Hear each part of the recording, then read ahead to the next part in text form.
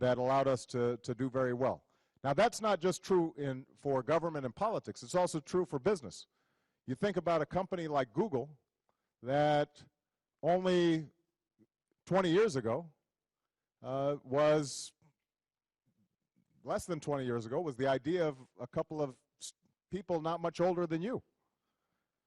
It was a science project. And suddenly, because of the internet, they were able to create an industry that has revolutionized commerce all around the world.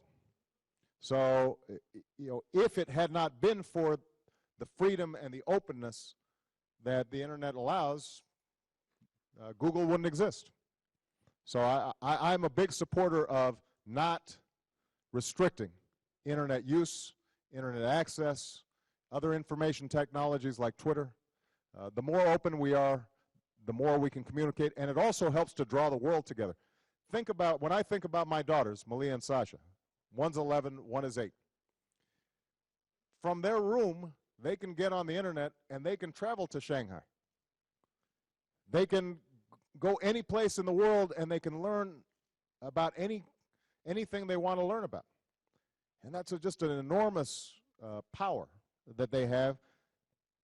And that helps, I think, promote the kind of understanding that we talked about. Now, as I said before, there's always a downside to technology. It also means that terrorists are able to organize on the internet in ways that they might not have been able to do before. Extremists can mobilize, and so there's some price that you pay for openness. There's no denying that.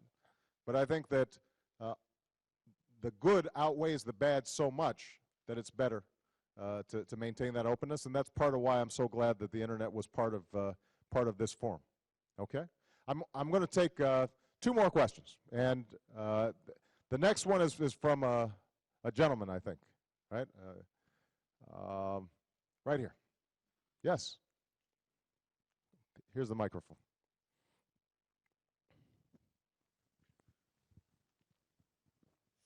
First, I'd like to say that it is a great honor for me to stand here to ask you the questions. I think I'm so lucky and just appreciate that your speech is so clear that I really do not need such kind of headset. And here comes the question. My name is Zhu Yuantian from Fudan University School of Management, and I would like to ask you the question is that now that someone has asked you something about the Nobel Peace Prize, but I will not ask you in the same aspect. I want to ask you in the other aspect that since it is very hard for you to get such kind of honorable prize, and I wonder, and we all wonder that how you struggle to get it, and what's your university college education that brings you to get such kind of prize, such kind of prizes, and we are very curious about it, and we'd like to invite you to share with us your campus education experiences so as to go on the road of success. Well, first of all, let me tell you that I don't know if there's a curriculum or course of study that leads you to win the Nobel Peace Prize. So I can't guarantee that. But I think the recipe for success is the one that you are already following. Obviously, all of you are working very hard. You're studying very hard. You're curious. You're willing to think about new ideas and think for yourself. The people who I meet now that I find most inspiring, who are successful, I think are people who are not only willing to work very hard, but are constantly trying to improve themselves and to think in new ways, and not just accept the conventional wisdom.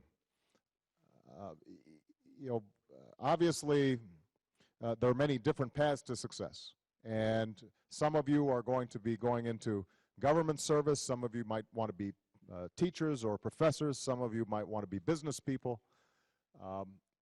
But I think that whatever field you go into, if you're constantly trying to improve and never satisfied with not having done your best, and constantly asking new questions, are there things that I could be doing differently? Are there new approaches to problems that nobody's thought of before, whether it's in science or technology or in the arts? Those are usually the people who I think are able to rise above the rest. The one last piece of advice, though, that I would have that has been useful for me is the people who I admire the most and are most successful, they're not just thinking only about themselves, but they're also thinking about something larger than themselves. So they want to make a contribution to society. They want to make a contribution to their country, their nation, their city. They are interested in having an impact beyond their own immediate lives. I think so many of us, we get caught up with wanting to make money for ourselves and have a nice car and have a nice house, and all those things are important, but the people who really make their mark on the world is because they have a bigger ambition. They say, how can I help feed hungry people? Or how can I help to teach children who don't have an education? Or how can I bring about peaceful resolution of conflicts? Those are the people, I think, who end up making such a big difference in the world, and I'm sure that young people like you are going to be able to make that kind of difference as long as you keep working the way you've been working. All right? All right, this is going to be the last question, unfortunately. We've run out of time so quickly. Our last internet question, because I want to make sure that we got all three of our fine students here. So, Mr. President, great honor for the last question. And I'm a college student from Fudan University. And today, I'm also the representative of China's youth netizens. And this question, I think, is from Beijing. Paid great attention to your Afghanistan policies. And he would like to know whether terrorism is still the greatest security concern for the United States, and how do you assess the military actions in Afghanistan, or whether it will turn into another Iraqi war? Thank you very much. No, I think that's an excellent question. Well, first of all,